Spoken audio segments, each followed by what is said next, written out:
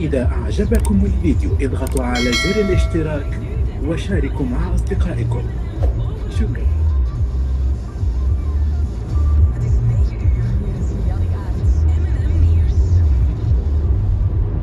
Geen versoepelingen en meer plaats voor coronapatiënten in de ziekenhuizen.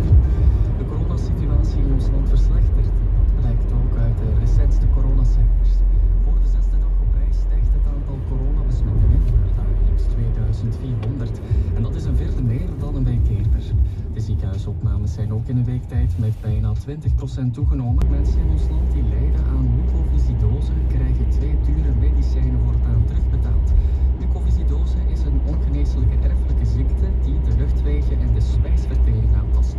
De 2 medicijnen zorgen ervoor dat mucopatiënten beter kunnen leven. Die tot 165.000 euro per jaar kosten de medicijnen. Maar dat verandert nu, zegt minister van Volksgezondheid Frank Vandenbroeke. We hebben onderhandeld met de firma om tot een akkoord te komen. We gaan dat terugbetalen aan een prijs die wij verantwoord vinden. En dat betekent dat het voor de mensen niet ambitieuzer maken om onder de maximumgrens van 2 graden opwarming te blijven. Dat staat in een alarmerend rapport van de Verenigde Naties. Met de plannen die wereldwijd op tafel liggen, daalt de uitstoot van broeikasgassen tegen 2030 met amper 1%. Maar volgens het klimaatakkoord van Parijs moet de uitstoot met 45% dalen. En daar zijn we nog lang niet. Alleen dan kunnen we de ergste scenario's van de opwarming van de aarde voorkomen.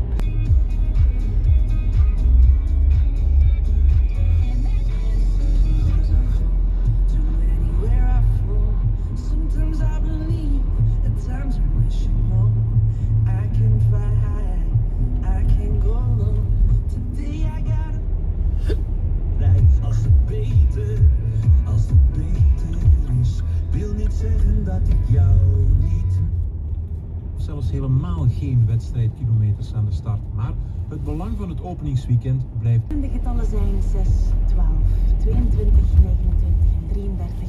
En de 2 sterren 6 en 11. Je kan de resultaten en de winstverdeling nalezen op lotto.be. Minimax waterontruimers. Milieuvriendelijk en werkt zonder elektriciteit. Radio 1. Radio. Sien Wijnands. Fox. Het is weer zaterdag, weer weekend, maar samenscholen is voorlopig nog niet aan de orde. Het goede weer van deze week ten spijt. Hier zijn we vandaag wel met een groep van 30. 30 nummers die jij graag in deze lijst wou zien staan. Te beginnen met de Vox-tip van afgelopen week, FYO van Michelle. Een dromerige start van een mistige ochtend.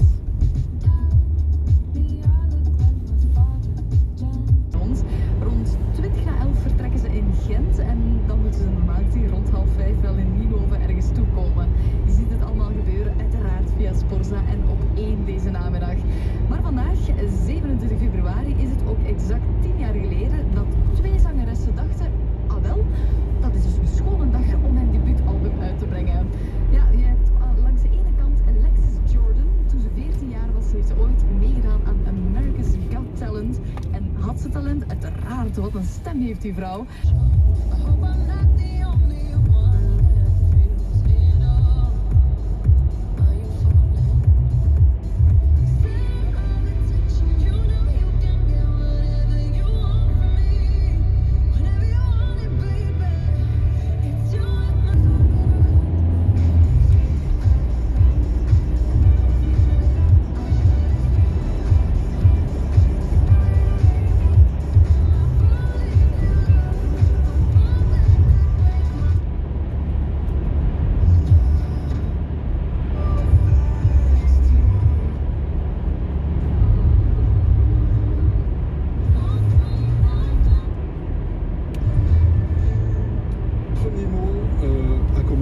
Sur toutes les lèvres, aujourd'hui Marie-Gilbert, c'est 3e vague.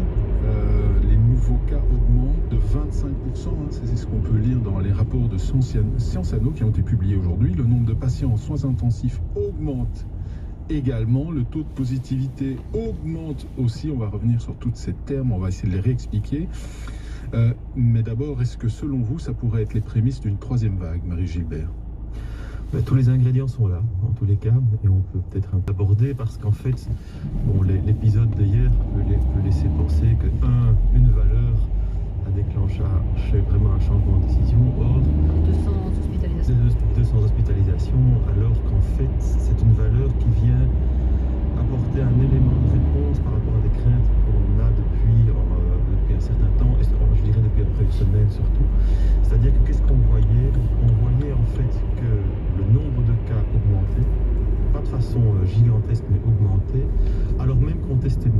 Or, en principe, quand le nombre, ça c'est ce qu'on a vécu en janvier au retour de vacances, il y a eu une augmentation du nombre de cas, mais qui était liée au fait qu'on testait beaucoup plus. C'est assez étrange, en fait, les cas augmentent, mais d'habitude, quand le taux de positivité augmente aussi, on voit très rapidement une augmentation dans les hospitalisations, or on ne le voit pas encore. Et on se disait cluster aussi, il y a des clusters hospitaliers, des choses comme ça. Et donc c'est venu révéler, dire ah oui, en fait tout d'un coup ce chiffre il tombe et il me dit bah oui, bah, en fait non, c'est cohérent avec l'augmentation qu'on a vu les jours qui précèdent. Alors ça c'est les indicateurs, je dirais, un peu descriptifs. Et puis il y a un certain nombre d'autres indicateurs qui sont d'une part ceux sur l'évolution des variants. Donc là il y avait le rapport de l'équipe qui s'occupe de la surveillance génomique qui était publié mardi. Qui montrait vraiment. Donc c'est essayer de surveiller parmi les séquences qui sont échantillonnées, parmi une certaine proportion des séquences, quelle est la proportion de ces séquences qui sont le variant britannique, si c'est réputé pour être plus transmissible. Et ce qu'on voyait, c'est que en fait, depuis décembre, la proportion de cas qui sont issus du variant britannique n'a fait qu'augmenter. Et donc c'est d'ailleurs ce qui faisait la raison principale pour laquelle un certain nombre d'experts, déjà en janvier et février, criaient un peu la sonnette d'alarme, et peut-être trop tôt, enfin ça on peut en discuter en termes de communication, des choses comme ça. Ils étaient déjà inquiets. Ils étaient déjà inquiets par cette augmentation. Alors cette augmentation s'est faite de façon un peu plus lente que ce qu'on avait craint en janvier, en tout cas plus lente que ce qu'on avait vu dans d'autres pays. Mais elle s'est poursuivie et elle atteignait entre 40 et 50% des transmissions maintenant. Donc ça c'est le second élément. Et le troisième élément, qui est plutôt un élément qui décrit ce qui se passe dans la société, c'est les données du baromètre Corona, donc de ces questions qui sont posées aux gens par les psychologues, qui mesurent en fait l'adhésion, qui mesurent la motivation et qui mesurent ce que les gens appliquent réellement en termes de gestes barrières. C'est ça, une sorte de sondage. Une sorte de sondage qui est fait à intervalles réguliers, mais qui donne une espèce de monitoring de ce que les gens font réellement dans leur vie quotidienne. C'est très intéressant parce que ça peut nous montrer qu'en fait les gens suivent encore beaucoup pour une certaine partie, mais ce qu'on voit surtout, c'est que dans les 10 derniers jours, on a vraiment vu une chute de l'adhésion très très marquée et qui s'est traduite dans une augmentation du nombre de contacts rapprochés que les gens avaient. Donc on avait à la fois des indicateurs descriptifs épidémiologiques qui allaient à la hausse, les indicateurs sur la surveillance génomique qui montrent que le variant qu'on sait plus contagieux augmenté, et des indicateurs sociaux qui montraient que le taux de contact dans la population avait augmenté aussi. Vous mettez les trois ensemble, vous avez tous les ingrédients pour le démarrage du troisième vague. Maintenant, ce n'est pas encore certain. Ce n'est pas encore certain. Les ingrédients sont là, malheureusement. C'est ça. Les ingrédients sont là. C'est quoi une troisième vague? Je me suis demandé parce que finalement on perd de vue. Peut-être que c'est bien de rappeler ce que ça a comme implication si on est dans une troisième vague. Mais c'est-à-dire que de toute façon, ce n'est jamais une fatalité. C'est-à-dire qu'on le voit bien, tout va dépendre. Si effectivement cette augmentation se confirme, je pense qu'il y a de fortes chances de se confirmer, mais c'est parce qu'on n'est pas totalement à l'abri d'un bruit statistique, c'est-à-dire du fait qu'à un moment il y a vraiment une convergence entre différents clusters.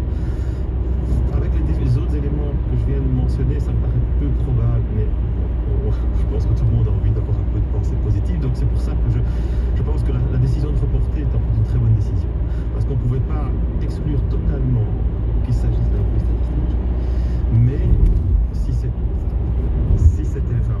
impossible de décider sur cette base-là, parce que si ça ne l'était pas, ça aurait été un peu inconscient de décider toute une série de mesures d'assouplissement au moment même où en fait on a toute une série d'éléments convergents qui indiquent une possibilité de reprise, et à l'inverse, on ne peut pas non plus, c'est pas encore suffisant pour justifier des mesures plus fortes, et donc il faut d'abord que ce signal se confirme, qu'on voit un petit peu mieux au monde entier pour pouvoir éventuellement décider de mesures ou de dispositifs pour limiter cette transmission. Alors justement, vous évoquiez les non-décisions, la décision de ne pas décider, mais qui est une décision peut-être courageuse, hein, l'avenir le dira.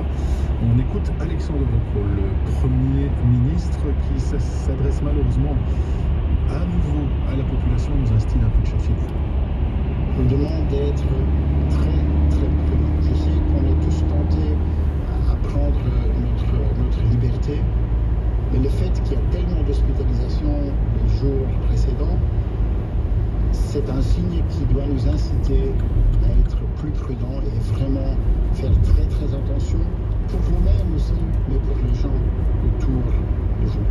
si tous ensemble, on prend nos responsabilités, on va faire baisser les chiffres, nous rendrons possible ce printemps que nous espérons tous. Voilà, nous